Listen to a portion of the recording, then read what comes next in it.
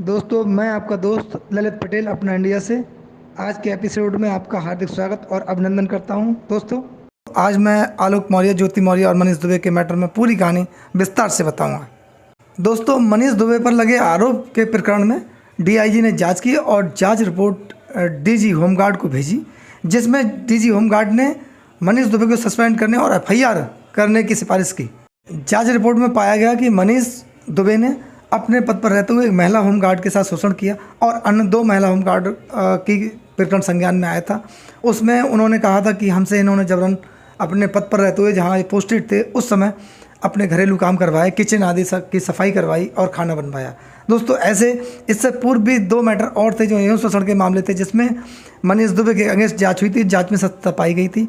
एक बार फिर जब मनीष दुबे के खिलाफ एसडीएम ज्योति मौर्य के पति आलोक मौर्य ने जब उन पर आरोप लगाए कि मेरी पत्नी के साथ इनके अवैध संबंध हैं और प्रेम प्रसंग है, इन्होंने मेरा घर बर्बाद कर दिया और मेरा जीवन जो है खराब हो गया है और मेरी जान से मारने की साजिश इन लोगों ने रची है, जिसके ऑडियो क्लिप भी उन्होंने मीडिया को उपलब्ध कराए थे।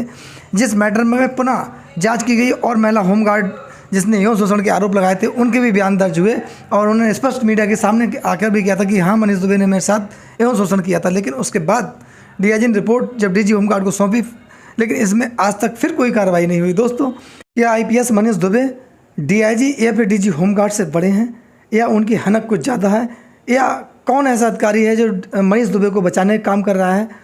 जबकि मनीष दुबे पर लगे हुए आरोप काफ़ी गंभीर प्रवृत्ति के हैं और मनीष दुबे ने अपना पद का दुरुपयोग किया है और पद की गरिमा को क्षति पहुंचाने का काम किया है। ऐसे अधिकारी के खिलाफ तत्काल कार्रवाई किया जाना सुनिश्चित था, लेकिन किस वजह से ये कार्रवाई नहीं हो सकी, एक प्रश्न बना रहेगा और देश की आम जनता इस प्रश्न का आंसर चाहने के लिए इंतजार करती रहेगी। दोस्तों, दूसरा मैटर ये है कि एसडीएम ज्योति मौर्य ने अपने पद पर रहते हुए पद का दुरुपयोग किया था, ऐसा संज्ञान में मामला आया है और काफ़ी वहाँ पर ऐसे लोग हैं जहाँ पोस्टेड रही हैं जिन्होंने इस मामले में गवाही देना उचित समझा है, क्योंकि एसडीएम ज्योति मौर्य ने अपने पद का दुरुपयोग करते हुए कई ज़मीनों के मैटर ऐसे हैं जिनकी प्रकृति बदलने का प्रयास किया और करवाया, जिसमें उन्होंने अवैध धन वसूली की। कुछ भूमि ऐसी थी जो श्रेणी 3 की ज़मीन थी, जिनको श्रेणी 2 में या श्रेणी 1 की ज़मीन करवाया और वो काफ़ी बड़ी प्रॉपर्टी थी, इनको बिकवाने के पश्चात और अमीर लोगों को दिलवा दी गई और उसके बाद उन प्रॉपर्टियों से इन्होंने अब अवैध धन वसूली की। दोस्तों, ऐसा भी प्रकरण कई सामने आया है। इसमें जांच के दायरे में और भी कई अधिकारी आ सकते हैं जिन पर गाज गिरना तय है, लेकिन आज तक मनीष दुबे और एसडीएम ज्योति मौर्य कानून के साथ सह और मात का खेल खेलने में सक्षम रहे हैं और ये कानून को आज तक मात देने में या फिर गुमराह करने में सफल रहे हैं।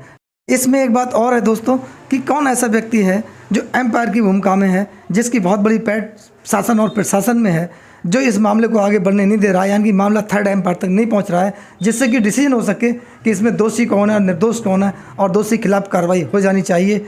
ऐसा देश की जनता जाने, क्योंकि मामला भ्रष्टाचार का है, क्योंकि मामला अवैध धन वसूली का है, क्योंकि मामला पद की गरिमा को क्षति पहुंचाने और पद का दुरुपयोग करने का मामला है, क्योंकि मामला यौन शोषण का मामला है। ये सब मामले गंभीर हैं जिनकी जांच निष्पक्ष होकर समय से हो, जिससे कि जनता को, देश की जनता को तुरंत न्याय मिल सके। दोस्तों, अब मामला आता है आलोक मौर्य का। क्या आलोक मौर्य को समझौता करना पड़ सकता है या आलोक मौर्य केवल अपनी स्वेच्छा से समझौता कर सकते हैं? क्योंकि दोस्तों, ये काफ़ी खबरें आ रही हैं कि आलोक मौर्य और ज्योति मौर्य के बीच मामला फिक्स हो चुका है, लेकिन सत्यता क्या है ये समय आने पर या जांच होने के बाद पता लगेगा, क्योंकि 28 अगस्त को आलोक मौर्य जांच कमेटी के सामने पेश होंगे और उसमें वो अपने बयान दर्ज कराएंगे और जांच कमेटी के समक्ष वो साक्ष्य भी देंगे जो उन्होंने अपनी पत्नी एसडीएम ज्योति मौर्य पर लगाए हैं, जिसमें भ्रष्टाचार, अवैध धन वसूली, पद का दुरुपयोग करना, तमाम ऐसे आरोप हैं जिनके साक्ष्य उन्हें देने होंगे। दोस्तों, इस मैटर में एक बहुत बड़ी जानकारी ये मिली है कि ये 3 लोग हैं, तीनों अलग अलग रास्तों पर खड़े हुए हैं इस समय। मनीष दुबे, एसडीएम ज्योति मौर्य और आलोक मौर्य। मनीष दुबे और एसडीएम ज्योति मौर्य ने अब बहुत दूरी बना ली है, ऐसा संज्ञान में आया है, क्योंकि मनीष दुबे ने एसडीएम ज्योति मौर्य से दूरी बनाना ही उचित समझा, क्योंकि उन्हें लगा अब मेरा फंसना तय है। दूसरा, एसडीएम ज्योति मौर्य भी विचार कर रहे हैं कि मनीष दुबे के साथ रहना पॉसिबल नहीं है, क्योंकि अब मनीष दुबे एसडीएम ज्योति मौर्य को एक्सेप्ट करने के मूड में नहीं है, कहीं उसके साथ रहना नहीं चाहते, ऐसा जानकारी में आया। तीसरा, एसडीएम ज्योति मौर्य ने यह विचार किया कि क्यों ना आलोक मौर्य के साथ ही रहा जाए, और आलोक मौर्य तीसरे स्टैंड पर खड़े हुए, क्योंकि वो एसडीएम ज्योति मौर्य पर गंभीर आरोप लगा चुके हैं। जो आरोप सिद्ध होंगे तो एसडीएम ज्योति मौर्य का जेल जाना और उनके खिलाफ कानूनी कार्रवाई होना तय है, और यही कार्रवाई मनीष दुबे के खिलाफ होगी। लेकिन दोस्तों एक विशेष जानकारी ये है कि इसमें कुछ पूर्व आईएएस ऑफिसर जिनकी प्रशासन में भी पकड़ है और शासन में भी पकड़ है, उन्होंने इस मामले को मैनेज करने का काम किया है।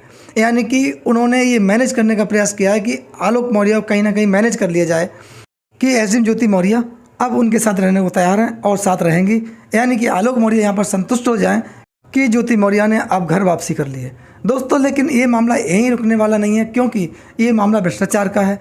ज्योति मौर्य पर काफ़ी गंभीर आरोप लगे हुए हैं और जब तक जांच पूर्ण नहीं हो जाती, जांच में दोषी के खिलाफ कार्रवाई नहीं हो जाती, कौन दोषी है कौन निर्दोष है ये तय नहीं हो जाता, तब तक इस पर कहना काफ़ी मुश्किल है। क्योंकि हमारा देश कानून से चलने वाला देश है और देश की जनता इस मामले में शासन से न्याय की उम्मीद लगाए बैठी है और न्याय चाहती है। दोस्तों मैं आपके प्यार और सहयोग के लिए YouTube के माध्यम से बहुत बहुत धन्यवाद देता हूं आपको और आभार व्यक्त करता हूं। आप अपना और अपने परिवार का खूब ध्यान रखें, स्वस्थ रहें, सुरक्षित रहें। धन्यवाद। जय हिंद, जय भारत, नमस्कार।